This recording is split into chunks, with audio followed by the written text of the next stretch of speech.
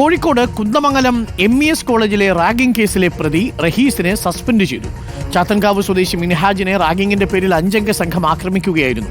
പ്രതിയെ പോലീസിന് ഇപ്പോഴും പിടികൂടാനായിട്ടില്ല. VS രഞ്ജിത്ത് ചേരുന്നു കൂടുതൽ വിവരങ്ങളുമായി. VS രഞ്ജിത്ത്, ഇപ്പോഴും ഈ പ്രതിയായ റഹീസിനെ പിടികൂടാൻ കഴിഞ്ഞിട്ടില്ല. കോളേജിൽ നിന്നാണ് സസ്പെൻഡ് ചെയ്തതെന്നാണ് അറിയാൻ കഴിയുന്ന വിവരം.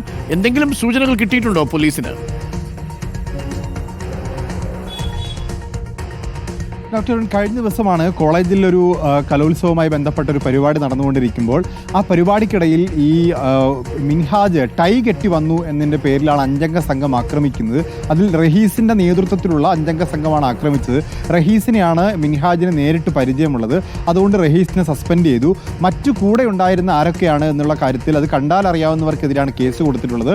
അവരെ തിരിച്ചറിയാനുള്ള നടപടിക്രമങ്ങൾ പോലീസ് തുടങ്ങിയിട്ടുണ്ട്. ഇന്നിപ്പോൾ മിൻഹാജിൻ്റെ വീട്ടിലെത്തി കുന്ദമംഗലം പോലീസ് മൊഴി രേഖപ്പെടുത്തുന്നുണ്ട്. പക്ഷേ ഇതുവരെ ഇതിലെ കേസിലെ പ്രതിയായിട്ടുള്ള റഹീസിനെ പിടികൂടാൻ വേണ്ടി സാധിച്ചിട്ടില്ല. പക്ഷേ കോളേജിന് ലഭിച്ച പരാതിയുടെ അടിസ്ഥാനത്തിൽ കോളേജ് പ്രിൻസിപ്പൽ ഈ പ്രതിയായിട്ടുള്ള റഹീസിനെ കോളേജിൽ നിന്ന് സസ്പെൻഡ് ചെയ്തിട്ടുണ്ട്. വളരെ ക്രൂരമായ രീതിയിലുള്ള മർദ്ദനം മിൻഹാജിന് ഏറ്റിട്ടുണ്ട്. മുഖത്തും കണ്ണിനും ഒക്കെ പരിക്കുണ്ട്. മുഖത്തെ എല്ലിനും അതുപോലെ മൂക്കിൻ്റെ എല്ലിനും ഒക്കെ പൊട്ടൽ ക്ഷതം സംഭവിച്ചിട്ടുണ്ട്. അപ്പോൾ ക്രൂരമായിട്ടുള്ള ആക്രമണമാണ് സംഭവിച്ചിട്ടുള്ളത്. അതിൻ്റെ പേരിൽ കേസ് രജിസ്റ്റർ ചെയ്തിട്ടുണ്ടെങ്കിലും പ്രതിയായിട്ടുള്ള റഹീസിനെ ഇതുവരെ പിടികൂടാൻ സാധിച്ചിട്ടില്ല.